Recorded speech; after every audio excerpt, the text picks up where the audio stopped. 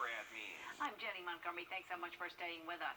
We begin tonight with breaking news out of Jenkins County, where the GBI is investigating an officer-involved shooting.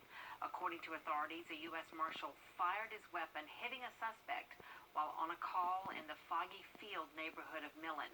We'll have more information on this story as it develops.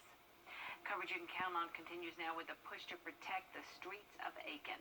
There have been several deadly shootings in the last few months that have left residents there worried. Here's News Channel 6's Chloe Salsameda. Deadly shootings are leaving the people of Aiken shaken and city leaders searching for answers. In the last few months, a 12-year-old boy was killed in a drive-by shooting, and gunmen opened fire at a nightclub in Aiken County that the Sheriff's Department responded to. The community is now concerned. The City Council is working with the Department of Public Safety to prevent crime. They're trying to hire more officers because they have about 10 vacancies right now. We normally run about 8% or 6% short. We're about 8%, so we're short a couple extras. But the COVID's had a lot to do with it. The academy usually has 3 classes going. It only has 1, so they're not graduating as many officers as they normally do. The work doesn't stop there. The City Council says the community needs to step up and get involved if they want to keep the streets safe. In Aiken, Chloe Salsameda, WJBF, News Channel 6.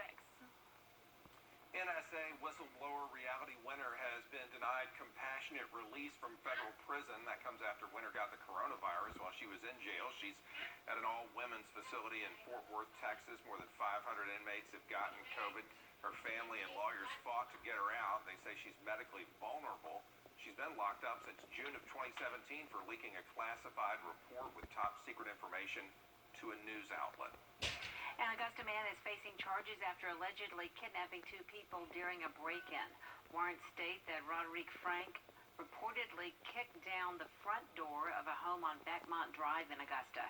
He allegedly forced a woman and her daughter to get into their car and drive to the 2300 block of Winston Way. Frank is charged with kidnapping and first-degree burglary. Today, Marines at the Government Training Institute participated in an exercise that will prepare them to deal with nuclear and chemical threats. News Channel 6's Denise Jefferson gives us an inside look at how the training went. Here at the Government Training Institute, Marines are learning how to respond to nuclear and biochemical threats. It's a training exercise that leaders say is especially important with 2 major nuclear plants in the CSRA. Inside GTI, Marines are learning how to handle nuclear and chemical threats. While this is just a training exercise, they're preparing for real-life scenarios that are especially important with the Savannah River site and Plant Vogel in the area. Their training ranges from handling radioactive explosive devices to more common threats like chemicals from smoke detectors and medical waste. When you start looking at this, it's not necessarily just an incident where people would break into a nuclear power plant or something like that, which the risk for that would be very, very minimal. But it's things like medical waste and smoke detectors and things like that, in great enough quantities, people could gather that up, which would be a detriment to the neighborhood and everybody living around it. Training leaders say the goal of this exercise is to make sure the Marines can keep themselves and the community safe. In Barnwell, Denise Jefferson, WJBF, News Channel 6. Registration now underway for Columbia County's new virtual academy, the CVA, for grades 6 through 12.